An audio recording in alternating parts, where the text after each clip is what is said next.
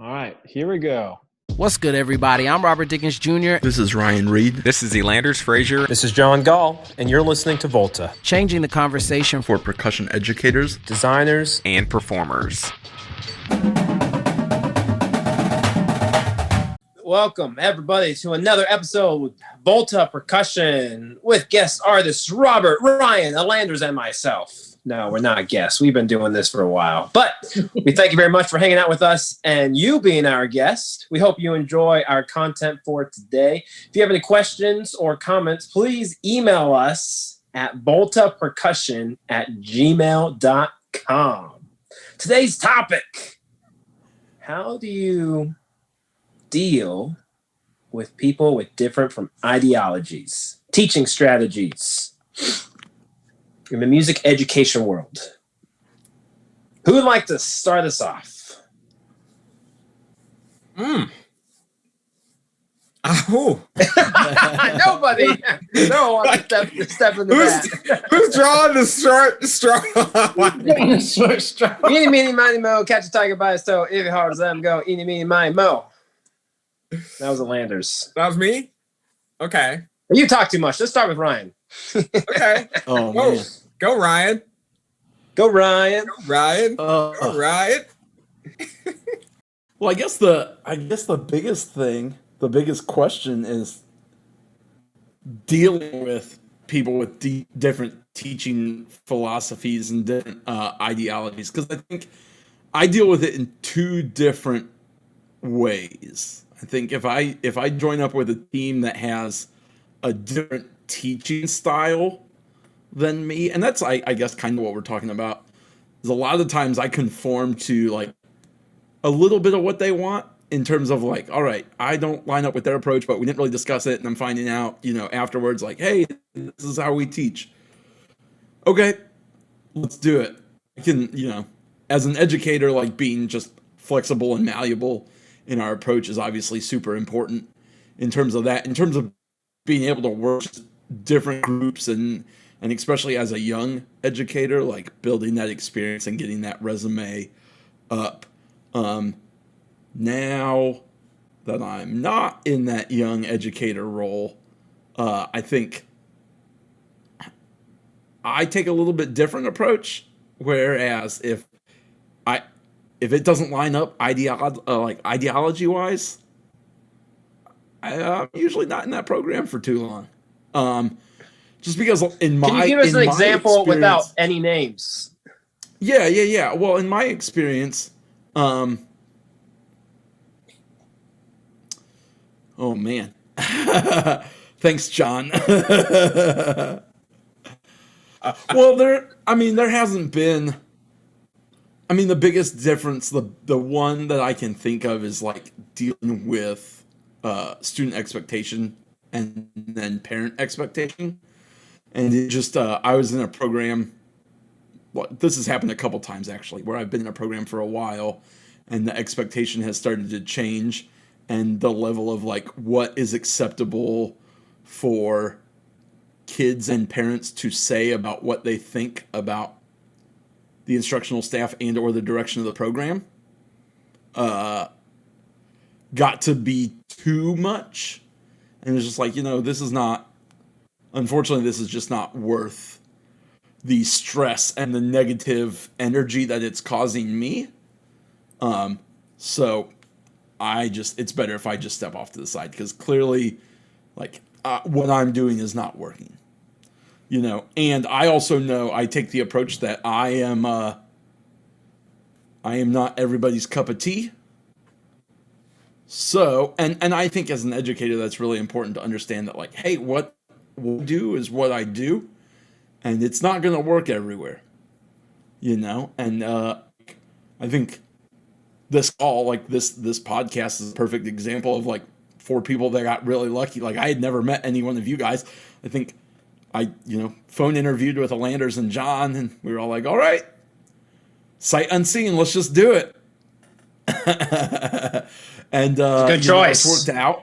It's worked out. And there's a lot of times where it's sight unseen going into a gig. Like, all right, this is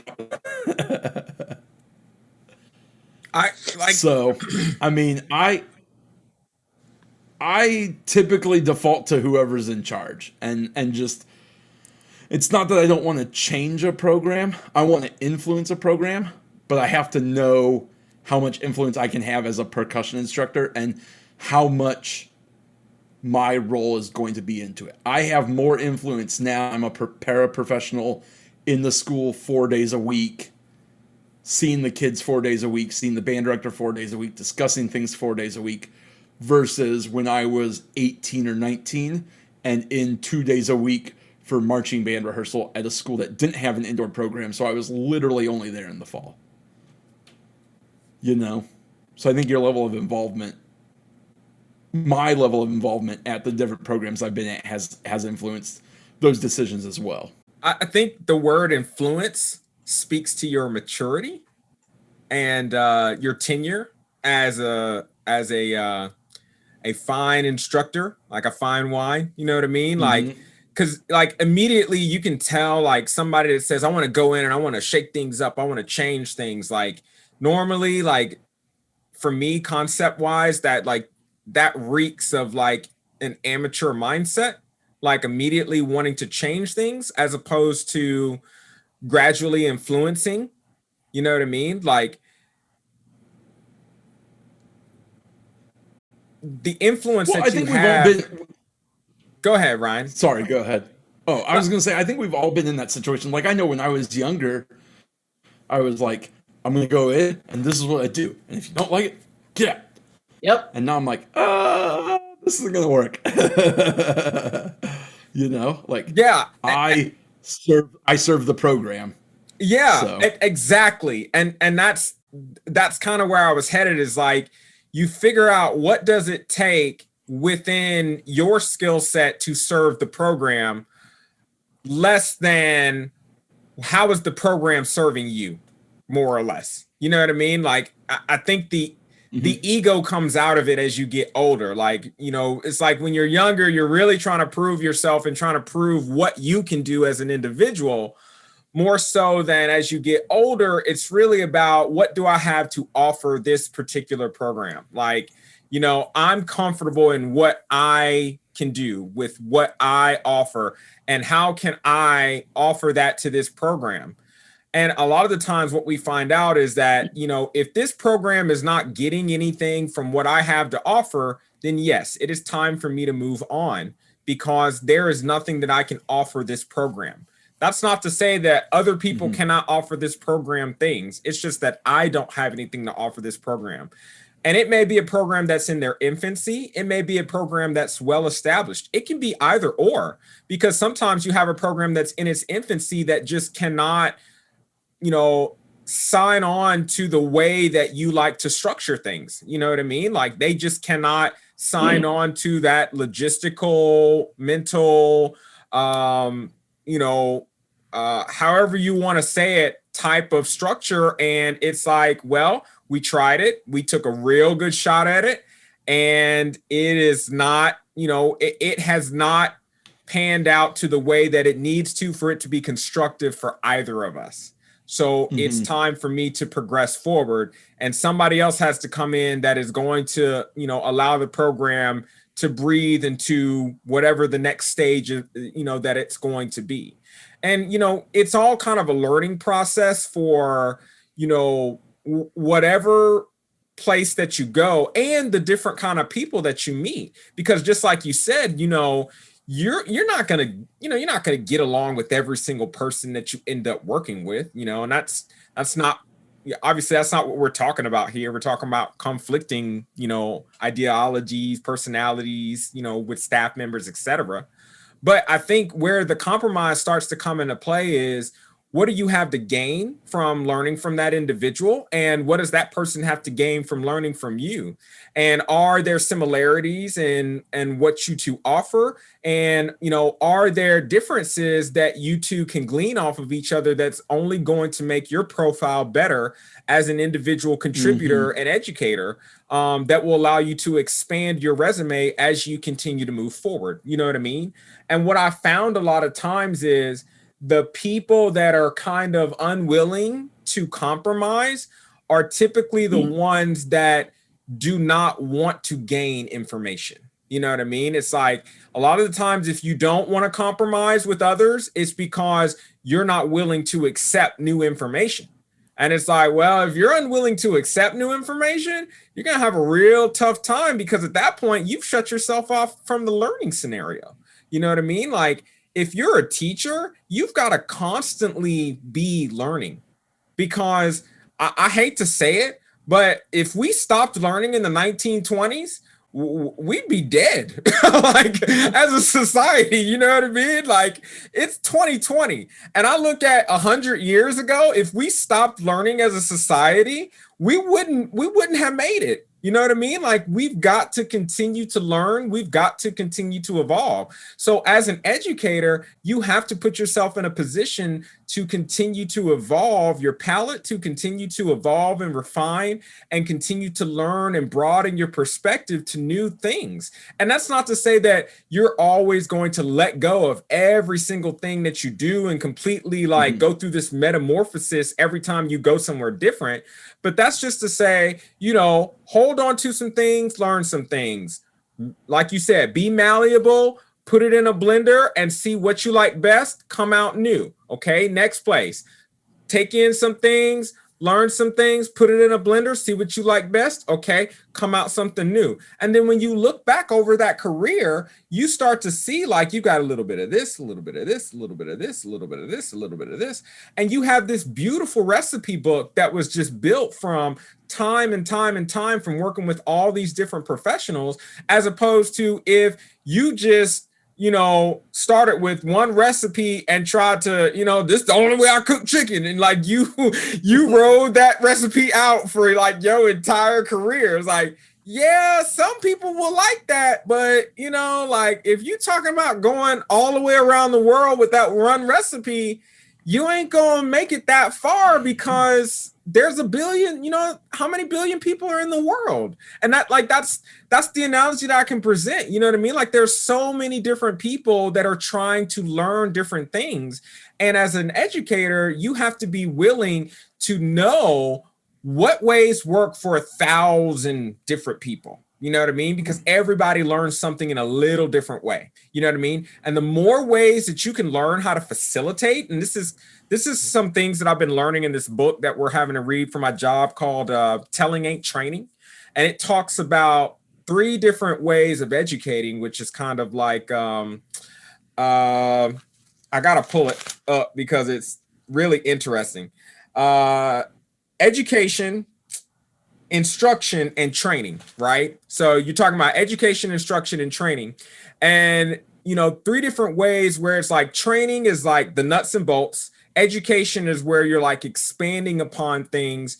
And then that instruction is where it's kind of like a generalization. And like you have to figure out how to do all 3 things. And a lot of the times when we first get into a role, especially when we're talking about like percussion educators, we start out really mechanical. Like we're really just on the training aspect, where it's just like nuts and bolts. This is how you move your hands up and down. Da, da, da, da, da, da, da, da, da, da. And we really focus on the mechanical because as a performer, you really have to be mechanical to get better. Like that's the woodshed part. That's being in the classroom constantly, right? Or inside of a practice room constantly. As you start to grow into instruction, now you're starting to generalize some of the concepts that you've learned and how to apply those to other things. That's where you starting to broaden that perspective. And that's where I say you start pulling in information from others. Now, when you move into the education aspect of it, that is the result. And it kind of says it in the book, like a result of a variety of life experiences that can be used as learning principles. So now it's like, I have a principle that I hold on to that I've learned from my life experience, and I use this as a method to teach an array of different things. You don't get that overnight because you got to have the experiences behind that to really settle in on why is it that this one thing is so important that characterizes all of these different things that actually apply to what I do. And a lot of the times when we talk about conflicting ideologies, the reason why they conflict is because you've got one set of persons life experiences versus another set of persons life experiences. And if I know anything about people with life experiences, those ain't gonna change. You know what I mean? So like when you said like when you get to that point to where it's like you're kind of like, you know, like we said, like when we've been teaching for quite a while, like over a decade, over 15 years, like I'm not really going to change the method that, you know, the way that I educate that far, because it's built over my life experience. Like I'm almost to 2 decades now. You know what I mean? Like I don't see myself doing this major overhaul of how I educate. I've got to kind of move on to the next range because my education principles are based on my life experiences. You know what I mean? So when we talk about those conflicting ideologies, it's because it's based on someone's life experiences. Now, if we're talking about just training methods in terms of how you train somebody something, that's where you can kind of be more malleable, because it's like, hey, how do you train somebody to do something? That's just the mechanical aspect of teaching somebody to do a certain skill set. Like this is how I train somebody to teach, you know, to play just this certain rudiment. You know what I mean? Like you can always learn a new way to teach something, you know what I mean? And that's kind of like taking in that new information and then adding that to your, you know, I say adding it to your bag of tricks. You know, I'm always picking up new tips and tricks, especially in writing music and stuff like that. I'm constantly filtering in that stuff on new ways to write, new ways to explain things and stuff like that. But my core education principles in terms of like what makes me who I am as an educator, you're not going to change that overnight. Because like I said, that's 18 years of sweat, blood, tears, anger, frustration that I've put in that is, you know, spoken to the core soul of me of why I do it in the first place. And that's kind of like, you know, the main reason of why, like, you know, when you say you have a conflict with somebody on an education principle standpoint or an ideology standpoint, you know, it's very tough that you're going to really change one or the other. It's just about figuring out, okay, can those two individuals still work with each other in terms for the benefit of that program or, you know, that iteration of whatever they're going to do? Or is it best for that program that those individuals not, you know, work together? You know what I mean? And you kind of have to figure that out. So. Yeah, I agree. I think there are a lot of things that are conflicting that I think there's a line between conflicting ideologies and complementary ideologies. You know what I mean? There can definitely be differences because I think that anywhere that you work, no one has the exact same experiences. Like E just said, no one has all of the same background, but at the same time, there has to be a cohesion that those two things work together. And I think the only way that happens is we do have to have a certain basis that we all agree on. You know what I mean? Like, for instance, yeah, some people, you know, that you work with may have a different way to get certain things done, but we all agree that rehearsal etiquette has to be A1. You know what I mean? Or we all agree that the logistics has to be great, or, you know, the mental toughness of students has to be like consistent, or we have to consistently hold our students accountable in some way, shape, form, or fashion. Those are all things that are non-negotiable. So I would say as an educator, like, we have to know what is most important, what those non-negotiables are, so that, like Ryan just said, like, if these particular things aren't in place, I will not be at that program, like, point blank period, because that's not something that I can budge on, because it's a core value as an educator. Mm-hmm. That's not just, you know, I don't want to use the word ideology because it seems like it's just kind of out there. Like, this is my own like personal little dust of how I like to do it. You know what I mean? But like, that's something that is specific to me. Like, I have to have certain things. So I think that that's one of the things that can help us really, one, navigate, is this somewhere that I should be? And two, is this something that I can budge on, that I can let that go? Because I will say, as percussion instructors, depending on how the program is structured, one of the things that I will say that I value, specifically in a marching context, is independence. I value band directors that maybe we have conflicting ideologies about, what, color the uniform should be, or whether or not we should do X, Y, and Z. But I do value band directors and also other staff members and others that will let me have the independence to make certain decisions within the program. You know what I mean? Like, yeah, I'm not trying to change the entirety of the program, but you trust what I do enough for me to, put my own spin on what your vision is within the grand scheme of what the program is. So I think that's really important, to really know what are my actual core values as an instructor, so that I can know these are the things that I don't budge on, but other things that may come up, I can negotiate those things. And I don't necessarily have to, I don't have to fight everybody about every single thing of like, hey, we got to do blah, blah, blah, blah. We got to do this, because specifically being that all of us on here have drum corps experience, that's one thing that I will say is unifying in a lot of instances, but also dividing in a lot of instances with percussion instructors. Because some people, just being honest, there are some people that we work with or have worked with in different situations that they are a little bit intimidated by people that have drum corps experience or WGI experience or whatever, because that the activities expose you to a certain level of discipline, a certain level of accountability, a certain level of logistical consistency, etc., that some may not, that don't have that experience, that, let's say, all they did was college band, they don't have that experience to put in their bag to expect that. You know what I'm saying? But at the same time, I can say I've worked with band directors and or instructors as well who have drum corps experience, and I've worked with those that don't. And I've been able to successfully work with either.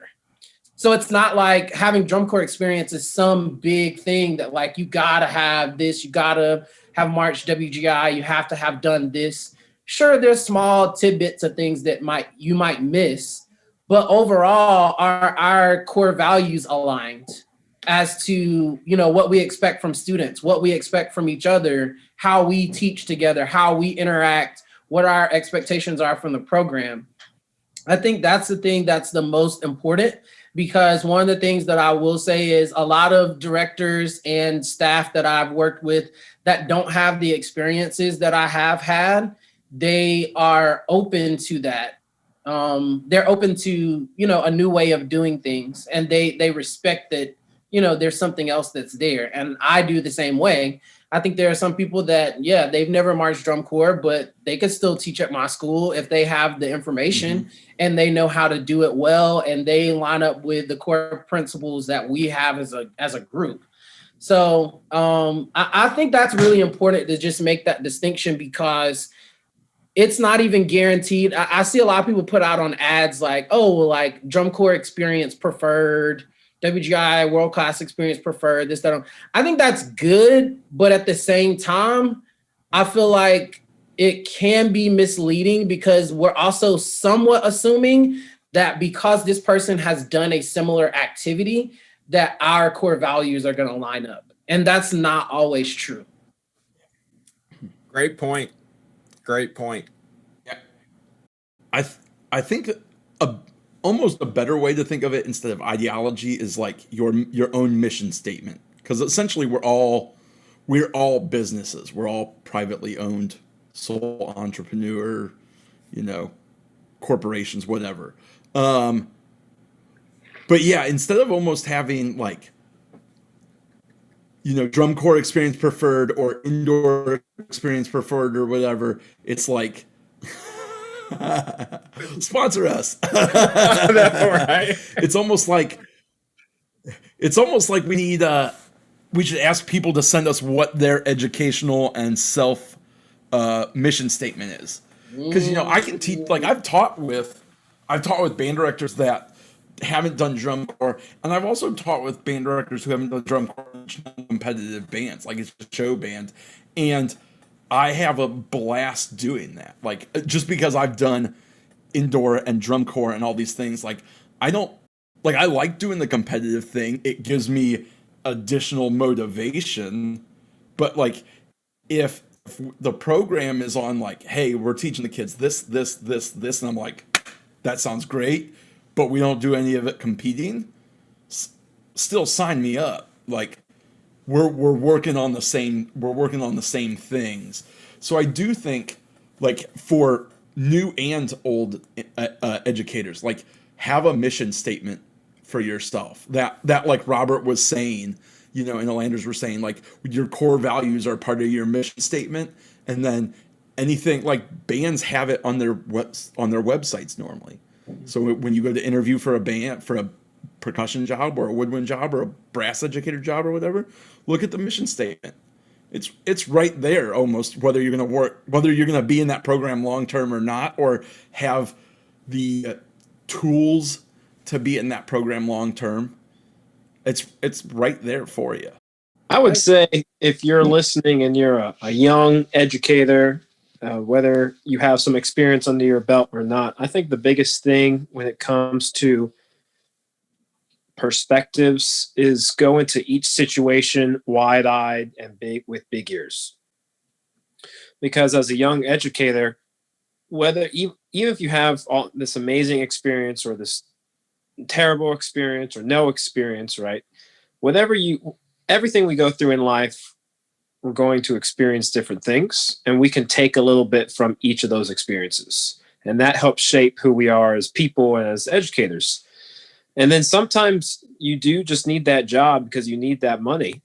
And in those situations, while yes, it is a job, I think you can still find some good in that situation of watching that band director, how he or she interacts with their students, seeing what's happening online, like looking at the best programs, looking at programs that are being built up, and just taking a little bit from everyone and asking the question why a lot, and trying to get to the root of, like, well, why are they doing this?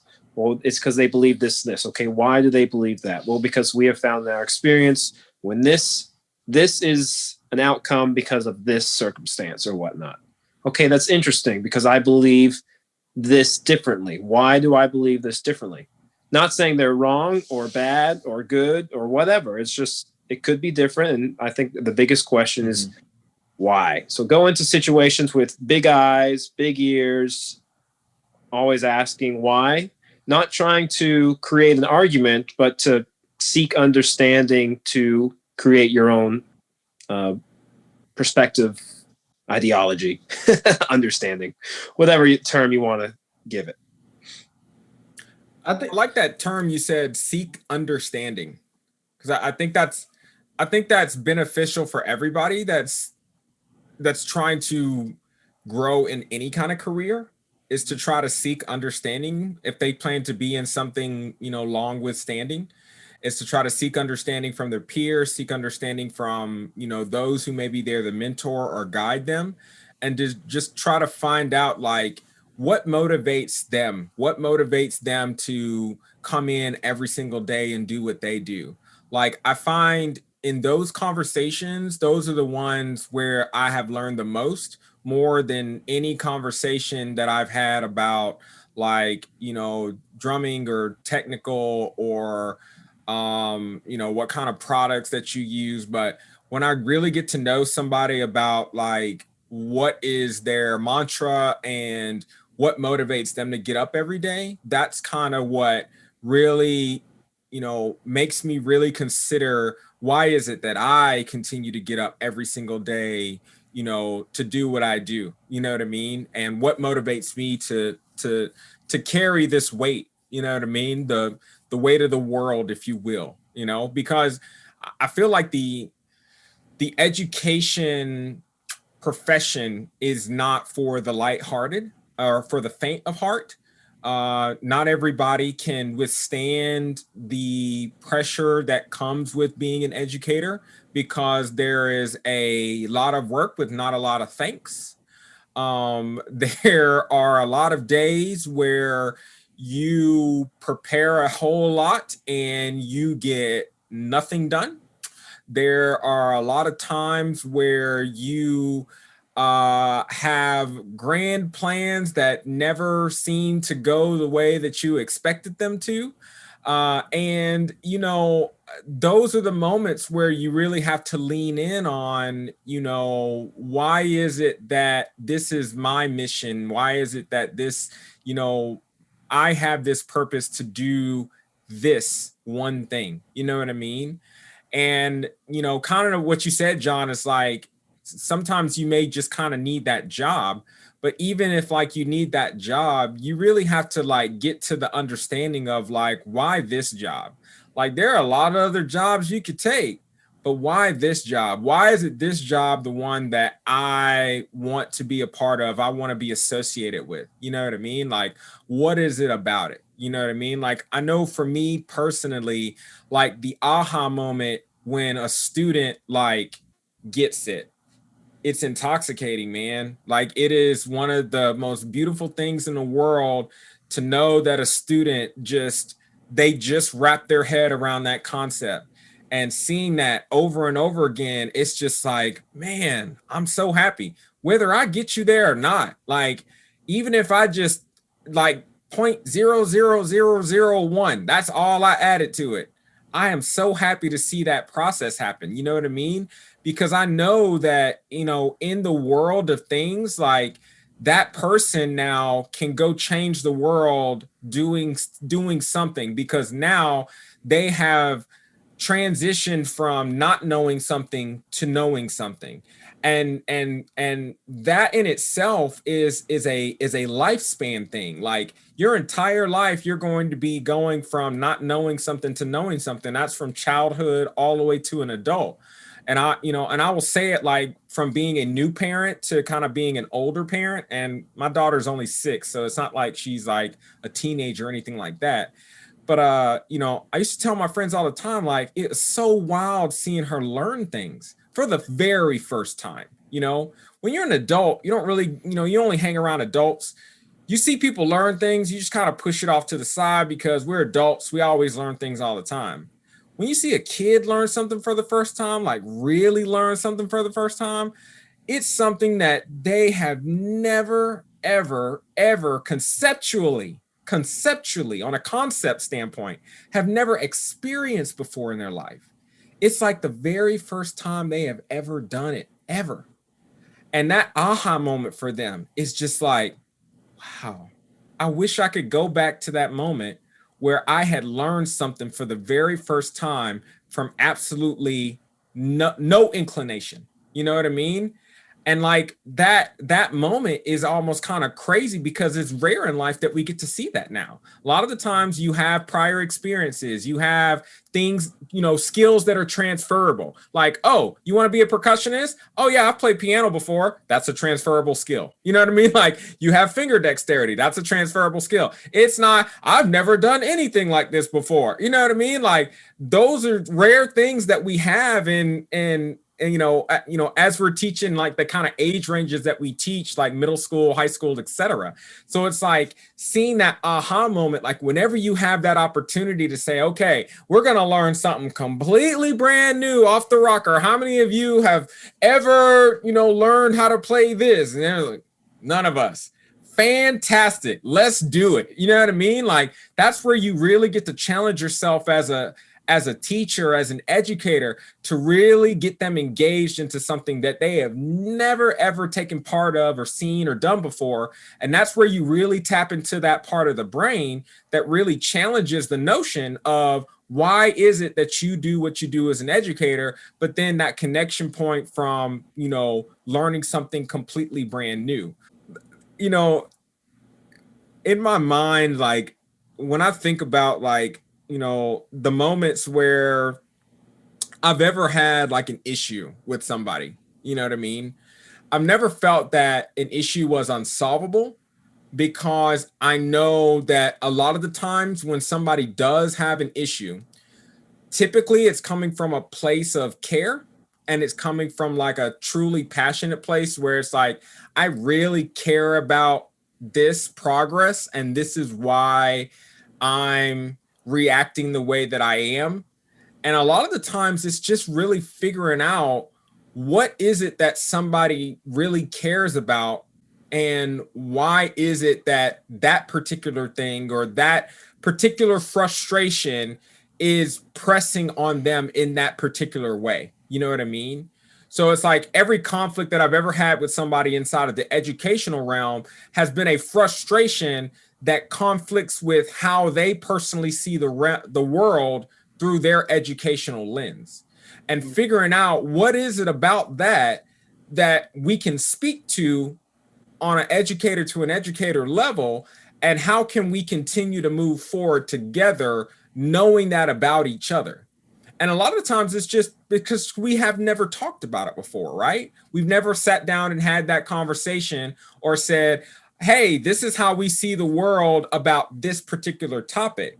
And that's why it's so important to get to know the people that you educate with, to get to know your students, to get to know, all your staff members, because the more that you can have those conversations and knowing how they react with things, the less times that you're going to hit moments like that to where it's like, you get to a point to where it's like, oh, that's a big frustration point for them. And the first time that you see it is when you're in an ensemble rehearsal and it's a really stressful one. And now everybody's a little bit testy right now. And the students can see it and everybody on their own corners. Like, ding, ding, you know what I mean? Like, that's not when you want that to be expressed. Like, you would prefer it to be expressed when y'all are having a nice conversation out, or, if y'all are in the office talking after a rehearsal, like that's when you want those items to come out so that y'all can talk through, okay, how do you normally deal with these kinds of situations, and can game plan those things ahead of time. And that's what really makes working with multiple types of people very important. And kind of to, what Ryan said at the very beginning, like getting yourself out there and kind of just throwing yourself into those situations, so important, because you never know when you're going to find people that are like-minded, that have kind of like the same, not ideologies, but they have, similar teaching methods, or, they have like, certain non-negotiables that you subscribe to, but you feel that you can learn and you guys can grow together. Or if you have situations where you really feel like you can benefit from learning something completely different than what you've experienced before, because it's going to really challenge how you see and approach the world. And, that's one of those things that I can never be more vocal about, putting yourself in uncomfortable situations. We always talk about putting our students in uncomfortable situations. And it's like, well, as an educator, when's the last time you've been in an uncomfortable situation? You're always in control. You know what I mean? Like, so as an educator, do we put ourselves in those uncomfortable situations for ourselves to personally grow?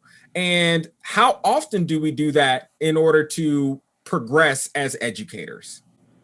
That is a good question, because I feel like the one thing that we have to continually learn as educators is learn ourselves, but also know the people that are around us. And a lot of that is just like taking the time to, one, I would say from a staffing standpoint, I wouldn't staff or collaborate with someone that I don't feel like I can learn something from. That's just ground zero. But two, I feel like there are things that even if you don't have the same experience, there are things that you can learn from other people that you educate with. Like, for instance, there are some band directors that or even other educators in general that I've worked with, that I don't necessarily agree with how they go after, let's say, quote unquote, excellence. But I admire the way that they connect with their students. Like, I admire how connected they are, and like how they speak to every single student, how they, you know what I mean, interact with them, like the care and like just the interactions that they have and how endeared they are to their students. Like their students just like love them so much. Like I look for that. I think that that's something that's important that can be learned, but I think that we have to come into every situation thinking that even though maybe this person doesn't have anything that they can teach me from a technique standpoint, or maybe they're not the greatest at rehearsing the group and they don't have anything that they can teach me about that, but maybe they have something else, some other intangible skill that they can teach me or that I can learn from them. Not necessarily them just like giving me a clinic on it, but just from observation. Like, I think we miss a lot of opportunities being around other, you know, great programs and great educators just because they're different. Like, we miss those opportunities to learn things that are different from our own approach. And like E said before, like just taking those things and like figuring out what resonates with us and putting it in our bag.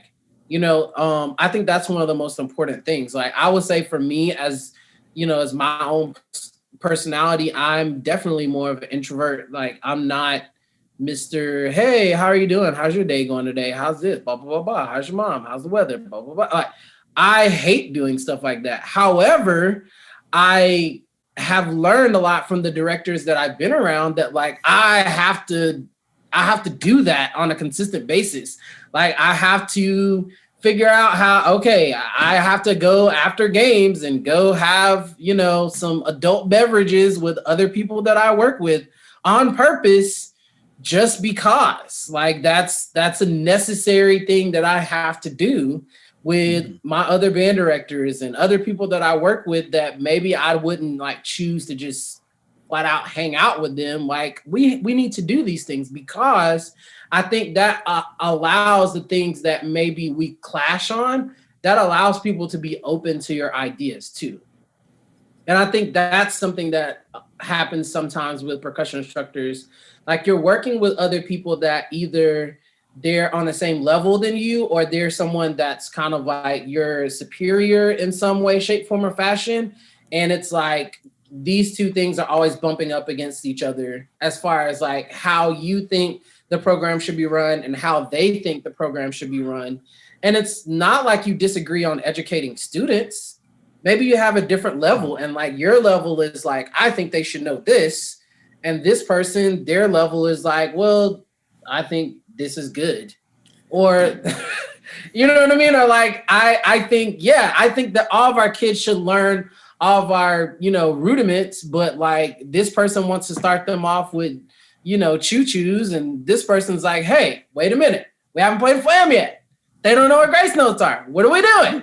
Like, that's understandable. But again, if you don't have that personal connection, it doesn't matter that you're right and they're wrong, or that they're right and you're wrong. Like, you're not malleable and you don't have an ear to hear each other because you haven't really learned each other. You know what I mean? And that's something that like we have to do consistently, is learn the other people that we work around. Like, even if, because I mean, there have been some people that have some ideas about how to do certain things that I think are dumb. Let's be honest. We probably have all, I hope that you haven't ever worked with a band director that's put the metronome on the front of the field.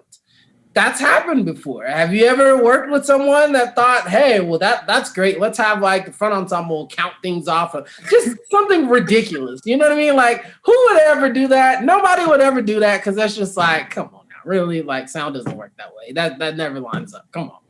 But at the same time, like, there has to be some type of leverage. You got to create leverage however you want, or else you got to, you know, negotiate what you're going to do and you know, live in misery the rest of the time, because it's like, I have to be here and this is stupid. It doesn't make sense. Like, well, you got to find some kind of way to connect with the people that you're around so that they'll listen to your great ideas that you have. You know what I mean? That's just, I think that's probably the most difficult thing to me, I feel like, as an educator, other than just naturally getting better at teaching, because that's something that I'm naturally drawn to, is getting better at learning people and learning personalities and how to deal with that. Because if you can figure that out, that's going to make your program that much better. You're going to have more kids. You're going to get along better with the people that you're working with, and you're on the way to where you want to go. Because as much as we're thinking about the clashing of ideologies between us as like peers and people that we work with and colleagues, our ideologies as teachers are almost certainly and consistently clashing with our students' ideologies and what they think is good and what they think is, why we should do things a certain way. So figuring out how to navigate that, I feel like it hits all three levels. You know what I mean? It hits the performer level, it hits, the educator level, it hits all of those things. So that's a big part. Is learning how to learn other people. Yeah, you bring up a really good point about the going out with the staff thing, and in terms of learning people, because I feel like that's where the most of that personal education happens at. Every time I have a new teacher reach out to me and they're like, what should I do? It's like, my first thing is, anytime the staff goes out, go with them. It doesn't matter, like, if they're over 21 and they're having soda pops and you're under 21, have a soda.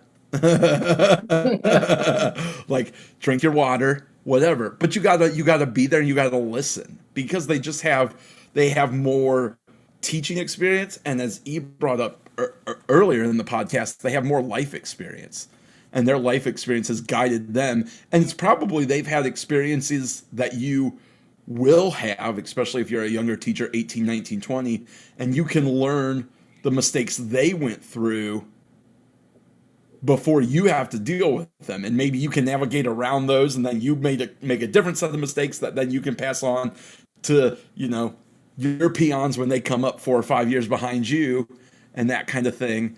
And I think that's because for me, the things I'm most thankful for over the last 3-4 years of my teaching and working with a bunch of different educators of like wide ability levels and wide expectation levels is that I've learned how to invest in people and invest in myself and learn how to take care of myself, which is something that when I was 18, I was like, all right, this is what I have to do. I'm out to prove this point. Like, come hell or high water, it's going to happen.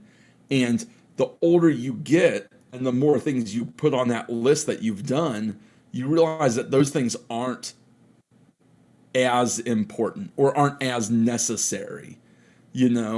Like me at 23 probably wouldn't have done something like this like I do now at 33, because at 23 I was still trying to learn for myself and out to prove a point and to like set the world on fire. And now, like, do I still want to do that? Absolutely, I still want to do that. Not actually set the world on fire, John. The world's already on fire. So yeah. But I still want to do that. But I also have other things, like I want to make sure that my students know that I care about them. Whereas in my first 5 years of teaching, I'd walk in, this is what we're doing, it's clean, it's dirty. If it's dirty, like I started saying to my kids this past summer, I was like, have you ever seen Inside Out? They're like, yeah. I was like, the little red guy that has fire shoot out of his head? You do it again, I'm going to turn into that guy. But when I was younger, that's how I walked into rehearsal. I was just anger all the time, because it was like, it's going to be clean, or we're going to do it, like, do everything in our power, like, no matter what, don't care about your feelings to get it clean. And that was a shortcoming that I didn't learn until somebody took the time to invest in me over a soda pop. That was like, hey man, you got some really good information. The kids just don't care when you're yelling at them all the time. Fair enough. And like making that investment and learning that lesson over a soda pop changed my philosophy. It changed a little bit of my ideology. It doesn't change the fact that like I still want it to be clean. Like, that's a non-negotiable. If your acceptable level of clarity is like just dirty as crap. Like, get out of this. There's other things you can be doing that are way more enjoyable than listening to dirty drum lines. But like, there are other ways to get clean too. Like, not just hell, fire, brimstone, yelling, screaming. Sometimes, and I learned this the hard way, if the kids know you care, they're going to work a little harder. Because then you can pull out the, like, I'm disappointed, guys. And it feels like their parents just told them, like, damn it. They're disappointed in me. And again, I never would have figured that out had it not been for going out after a rehearsal, having a slice of pizza and a soda pop with a band director and staff, and then being like, all right, let's just talk about how rehearsal went. They're like, all right, well, let's think about why rehearsal went that way. Ah, crap, you're right. I was a little short-sighted. Like, Goes back to the why question. The why. Yeah. Yeah, the why is so important. The why is like that thread line for everything that we do in education. Like, why do we do what we do? We can't say it enough because it's too important. You know what I mean? And focusing on that is what really drives everything that we do. So,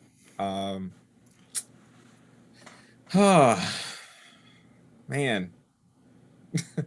I can't get the dude with the little fire head out of my brain now. Like, I just imagine like Ryan like coming into rehearsal like just like, well, what are you doing?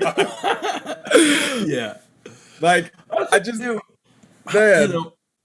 We used to talk about, like, and this didn't originate at Matrix. This actually originated from the director at Onyx.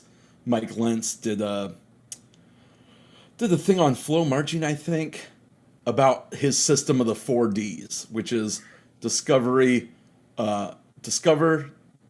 develop, define, deliver. And that's a whole nother podcast that we could do talking about that system.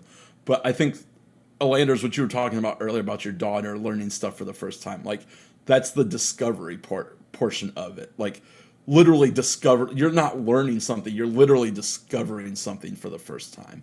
And I think that's a lot of what we're talking about, and I think back to how I started the podcast, and I apologize if I made it sound like, if somebody doesn't agree with me, I'm out. I'm not doing it.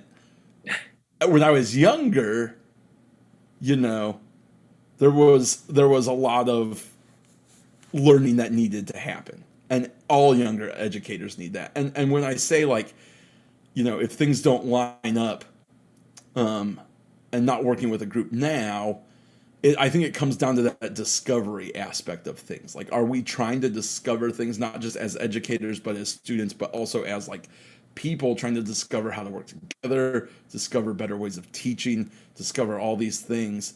Or are we just going through the motions? And I think that's a big way to guide your teaching philosophy or ideology or mission statement or whatever. Like, you've always got to be discovering stuff, because we go into rehearsals and we're like, all right, we got to deliver. Meanwhile, you got Johnny on the end of the marimba line that's like, I haven't discovered how to play a lateral stroke yet, and you want me to play this? Not John, little Johnny. Little Johnny. but they've never discovered it, whereas like a lot of first year educators go in and they've never discovered how to teach. They're like, beats gotta be clean. How? Beats gotta be clean. Do it. Just do it. Right? That's how I taught my first year. I was like, do you guys not hear it? What are you doing? Totally the wrong approach. But I feel like that's where everybody starts. Really? Agreed, 100%. Don't you see this other group? They're clean. Do that.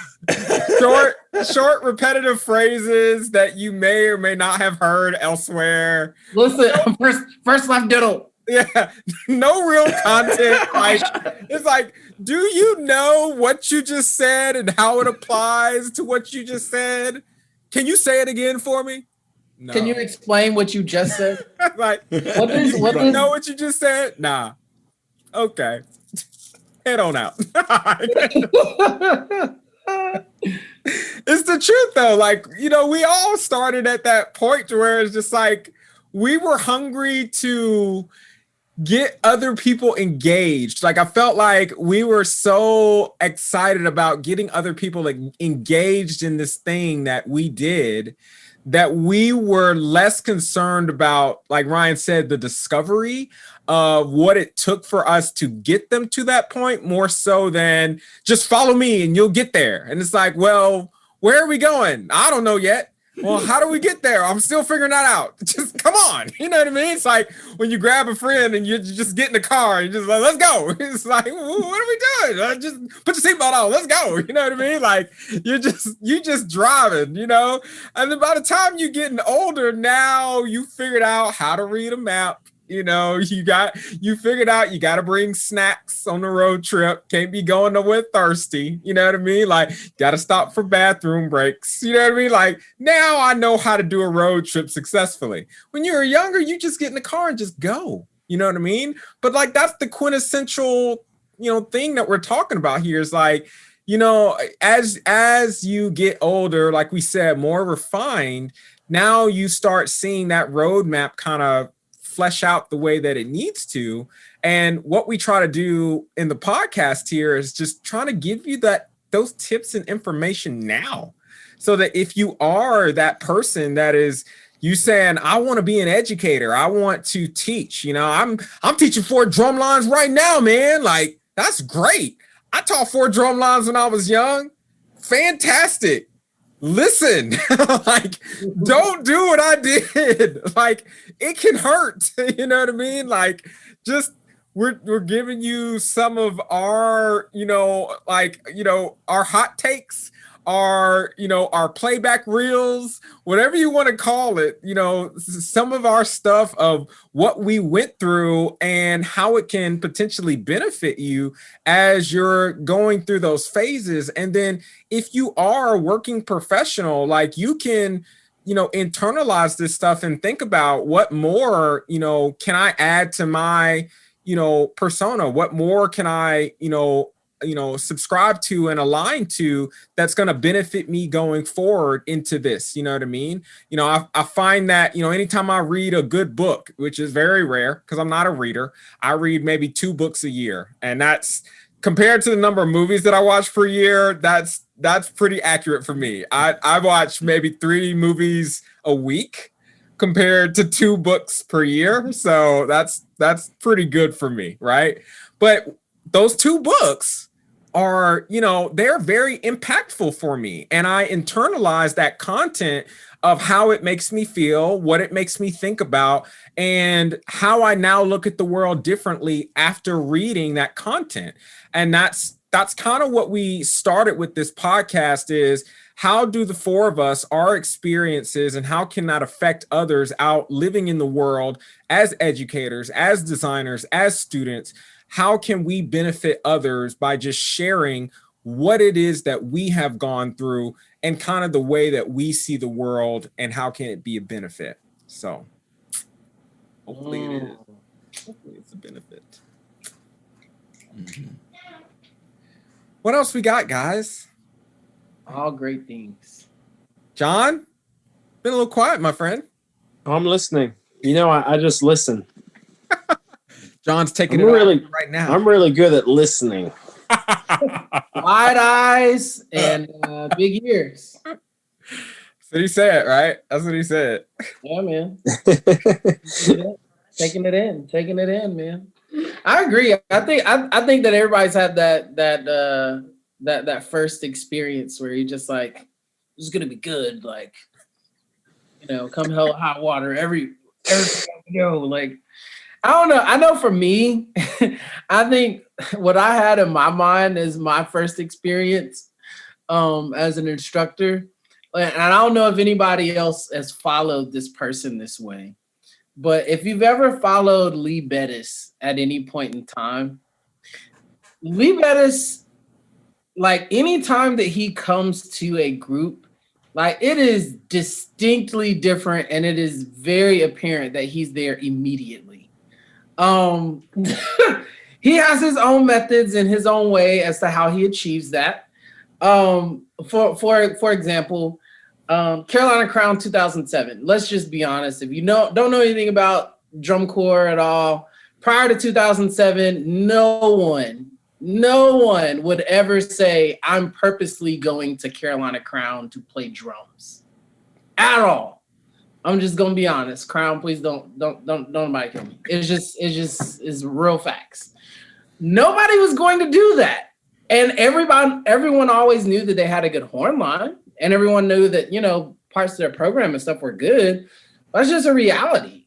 And in 2007, it's like, wait, like I actually want to listen to their drum line. What's going on? And they make significant strides as a full core because of that one part of their program coming up. Well, a lot of that had to do with Lee Bettis being there, which was significantly different. I feel like did he teach at Glassman a stint during the 90s?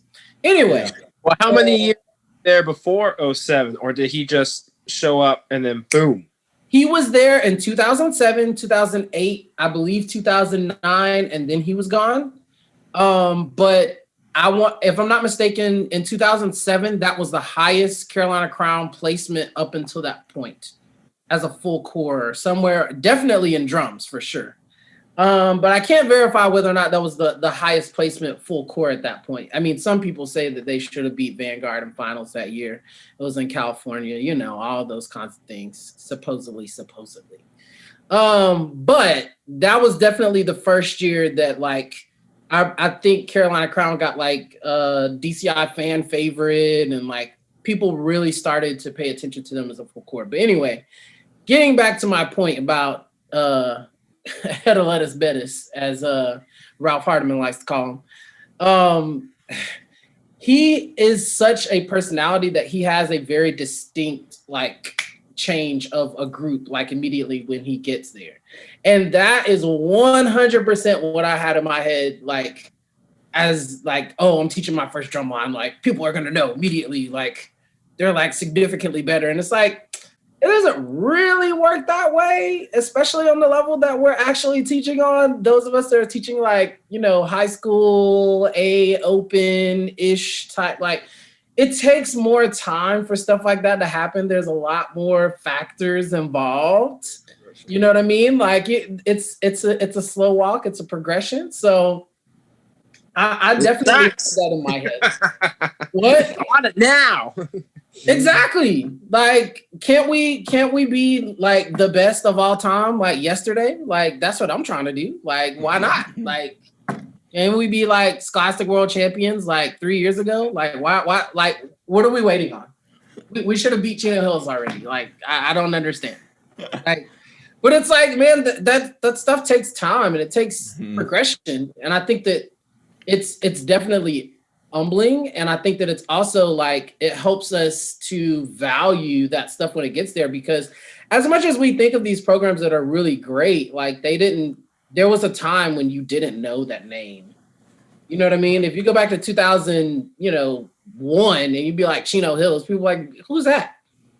Like, never heard of them. Like some random school in California. You know what I mean? And even when they like started making noise like nationally, like they weren't consistently dominant like that, but someone had to go over there and like build those blocks up. So I think we can't be afraid of that too, especially if you're a young or a younger educator. A lot of times you're right. You're doing the right things. It's just gonna take time. You know what I mean? Like you just have to be consistent. And I think that's sometimes what's frustrating is like, I'm right. And I want everyone to know that I'm right now. It's like, well, yes and no. It's just going to take some time, bro. So it's not going to happen overnight. I think one of the greatest things I ever heard Denzel Washington say in one of his speeches that they say he always did at his stage plays was he talked about consistency and discipline.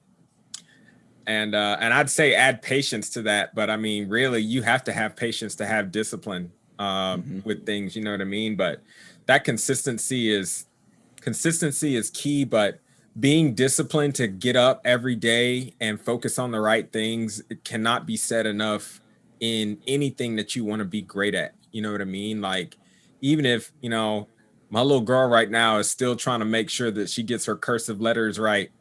And like, we had to take it back to shop. The S, the curve didn't come down just far enough. She said, Dad, look at it. I was like, gotta get lower. You know, like, it's all about that consistency. You know what I mean? But that's like proving that point. It's like, if you really want to be great at something, like, you really have to be critical. You have to have that consistency, and you've got to be disciplined in your efforts. You know what I mean? And that's not only for our students, that's got to be as educators as well.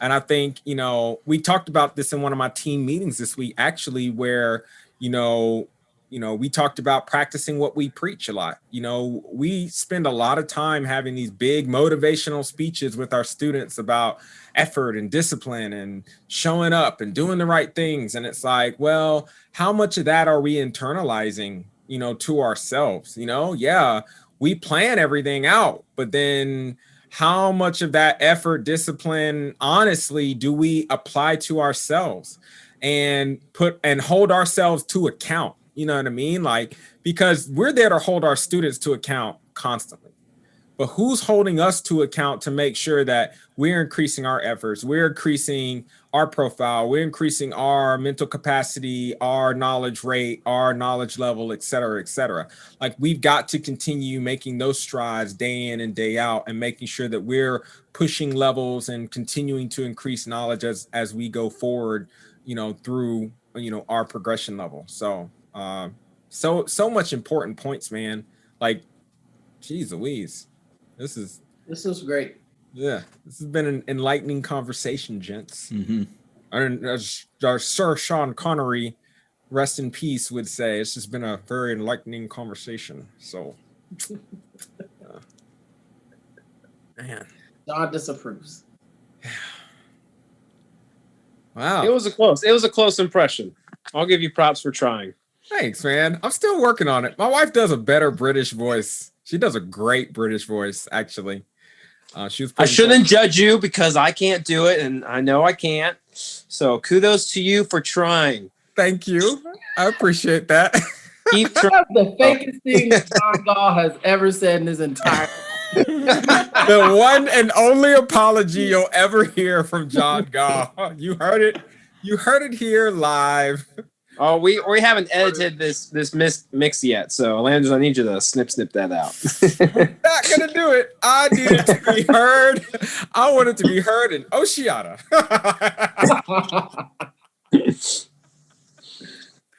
Oh, this is great, guys. This is a good one. Mm-hmm. It's one for the history books. Thank you to everybody for listening to us chit chat about some conflict and camaraderie. I think we came full circle. Talked about some of our experiences. We terribly love sharing what we have to share.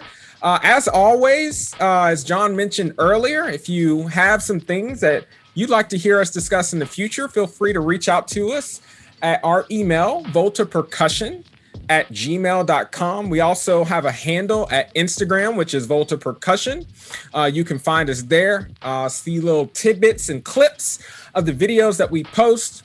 We can also, if you're listening to this podcast, you can actually watch us as we're doing this recorded on YouTube and get to see all of our hand gestures and facial expressions and see us get animated on YouTube for all of our podcasts as John gets crazy. So join us for future episodes here and thanks for joining us. I'm Elanders Frazier. We've got Mr. Robert Dickens there, Mr. Ryan Reed, and Mr. John Gaal. Thank you guys all. We'll see you all in the next one.